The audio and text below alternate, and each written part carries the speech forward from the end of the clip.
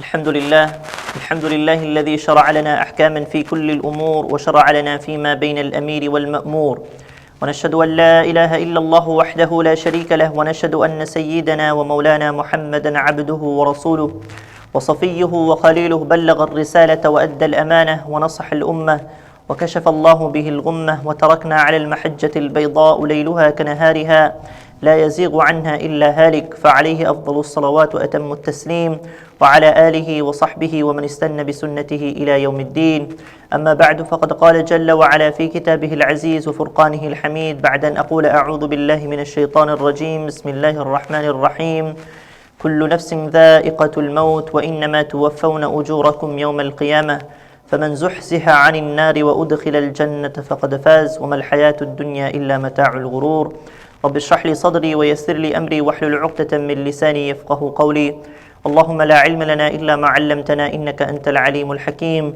اللهم علمنا ما ينفعنا وانفعنا بما علمتنا وزدنا علما. The Prophet ﷺ once receives advice from not a human being but rather an angel. So the Prophet ﷺ says, Atani Jibreel, that Jibreel ﷺ comes to me and he says, Ya Muhammad. Now we all know within the Quran the respect and the caliber that Rasulullah ﷺ has above all the galaxy of the Anbiya, that Allah Himself doesn't ever call out His messenger by saying, Ya Muhammad. Rather He uses other nicknames to show respect and the love that He has for His Habib ﷺ by saying, Ya ayyuhal muzammil, Ya ayyuhal rasul, Ya ayyuhal nabi. So how is it such that Jibreel ﷺ comes to him and he calls him out by his name? This is not to show any disrespect to the Messenger ﷺ, but rather this is to give him a intimate advice. And what is the advice that he gives to Rasulullah ﷺ? He says, Ya Muhammad, ish ma shi't fa innaka mayyit. Live whichever way you like, live for how long as you desire, but know one thing, you will ultimately die. وَحْبِبْ مَا شِئْتَ فَإِنَّكَ مُفَارِقْهُ. Love whomsoever you desire. Love your children, love your family, love your wives passionately. But know that one day you will be separated from them, or either they will be separated from you. وَعْمَلْ مَا شِئْتَ فَإِنَّكَ مَجْزِيٌّ بِهِ. Perform whichever action you like, whichever way you like. If you want to be a cheater, if you want to be a liar, if you want to be a thief, whichever way or whatever actions you desire to do, and whichever career you desire to choose, do whatever you like, but just remember one thing, there will be accountability that will be taken for your actions. وَاعْلَمْ أَنَّ شَرَفَ الْمُؤْمِنِ أَنَّ قِيَامُهُ بِاللَّيْلِ وَإِسْتِغْنَاؤُهُ عَنِ النَّاسِ. And remember one thing, that the nobility of a believer lies in that person standing up in the nocturnal hours and the independency that a person has from other individuals. Yani that person does not rely on other individuals, rather he himself goes out and earns his own income. Now focusing on the first part, and you can actually divide this and perform several sermons on each of the advice of Jibreel alayhi salatu wasalam.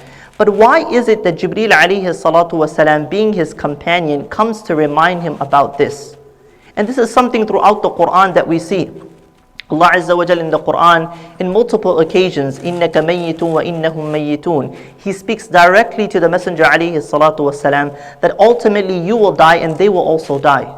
وَمَا جَعَلْنَا لِبَشَرٍ مِّن قَبْلِكَ الْخُلْدَ أَفَإِن مِّتَّ فَهُمُ الْخَالِدُونَ. Allah Azza wa Jal poses a rhetorical question, that do human beings think that they have been created for eternity? أَفَإِن مِّتَّ فَهُمُ الْخَالِدُونَ. Don't they think that they will ultimately die and they will return back to Allah? So this is not something new. But why is it that Jibreel alayhi salatu wasalam comes to remind Rasulullah sallallahu alayhi wasallam? He reiterates this fact that, O Muhammad, make no mistake about it. Have no doubt regarding that you will die as well. You will taste death.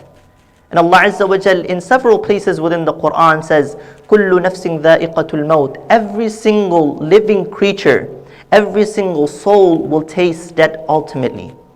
Rasulullah sallallahu alayhi wa sallam in the hadith says, أَكْثِرُوا مِن ذِكْرِ هَذِمِ اللَّذَّاتِ. Constantly remind yourself of that which kills all the desires that you have. And that is al-maut. Remember death. You know, Yaqub alayhi salatu wasalam, there's an Israeli riwayah from the Israelites, a narration, that he once told and he once interacted with the angel of death, and he told him that before you come to take my soul, just send me a message, just send me a reminder. You know how we say like, oh, tomorrow remind me regarding the event or program, just send me a text message before the event or whatever, just to remind me so that I can prepare. And he said, no problem. Years went by and the angel of death comes, and now he's about to take his soul, and he said, hey, didn't I tell you to send me a reminder? And what is the response that the angel of death gave to him? He said, did we not change the color of your hair to white? Did your bones not become weakened? Did we not come to your house and take the soul of another individual? Did you not hear regarding the janazah and the funeral of such and such individuals? Wasn't that enough reminders for you? Hasan al-Basri radiyallahu ta'ala anhu, in a beautiful quotation, he says, there is not a single thing except maut, except death, that I am so certain about. However, the way people live in their lives as if it does not exist. So when it comes to theory, right, we accept it. On our tongues, we accept it. But when it comes to reality, the way you and I live our lives, it is as if we are in denial. It's as if we're not going to die. How often, even right now, just a few moments ago, we heard that such and such individual's mother passed away and such individual's father passed away. Did you and I, and again, this is a reminder for myself, did I pause for a moment that one day my name will also be announced? My janazah will also be performed. Someone will be saying such and such individual's father or mother or son has passed away. Do you and I ever think for a moment that I will also return back to Allah? And that which we recite, we should also ponder over that. We should reflect over that. You know, we say, Inna lillahi wa inna ilayhi raji'un. We're very good at texting it too, on a group chat. Or someone has passed away, we just say, Inna lillahi. Do we think that what we are saying, that everything is from Allah and everything will return back to Allah?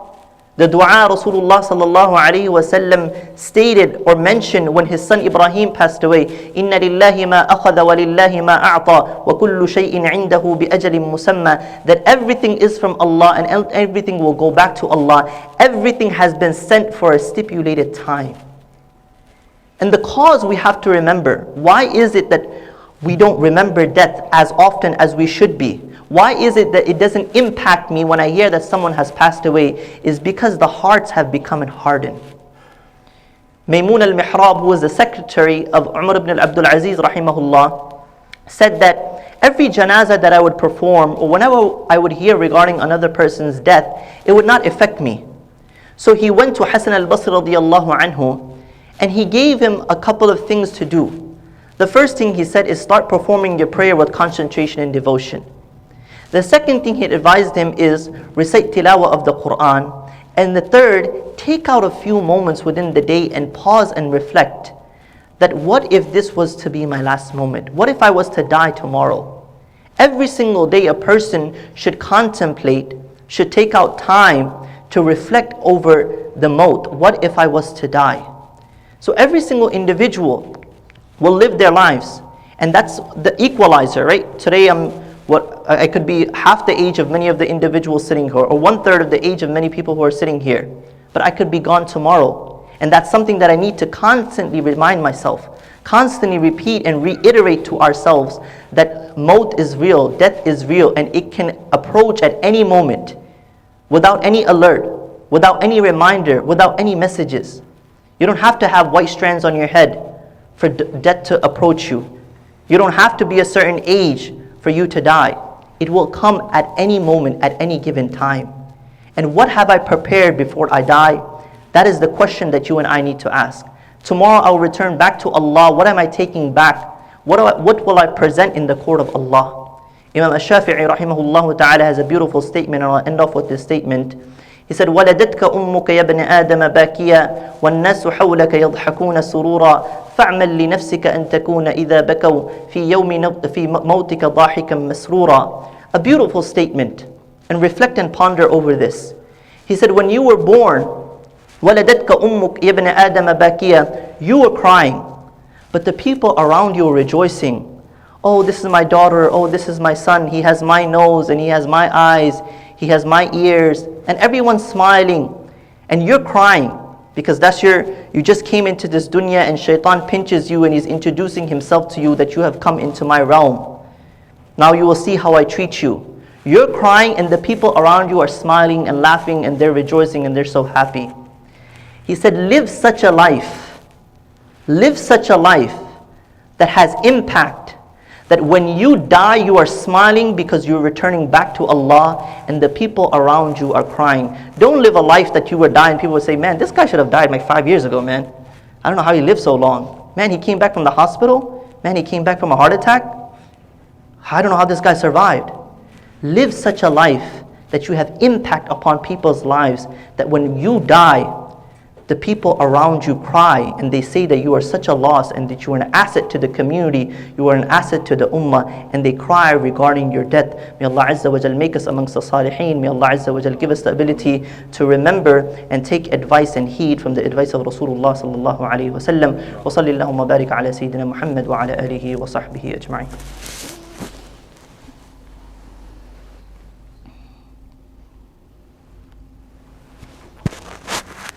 ألا إن الحمد لله نحمده ونستعينه ونستغفره ونعوذ بالله تعالى من شرور أنفسنا من يهده الله فلا مضل له ومن يضلله فلا هادي له ونشهد أن لا إله إلا الله وحده لا شريك له ونشهد أن سيدنا ومولانا محمدا عبده ورسوله إن الله وملائكته يصلون على النبي يا أيها الذين آمنوا صلوا عليه وسلموا تسليما اللهم صل على محمد عبدك ورسولك وصل على المؤمنين والمؤمنات والمسلمين والمسلمات وبارك على محمد وأزواجه وذريته قال النبي صلى الله تعالى عليه وسلم أرحم أمتي بأمتي أبو بكر وأشدهم في أمر الله عمر وأصدقهم حياء عثمان وأقضاهم علي وفاطمة سيدة نساء أهل الجنة رضي الله تعالى عنها وعنهم اللهم انصر المسلمين في كل مكان اللهم انصر المسلمين في كل مكان اللهم انصر من نصر دين محمد صلى الله عليه وسلم واجعلنا منهم ربنا آتنا في الدنيا حسنة وفي الآخرة حسنة وقنا عذاب النار ربنا لا تجعلنا فتنة للقوم الظالمين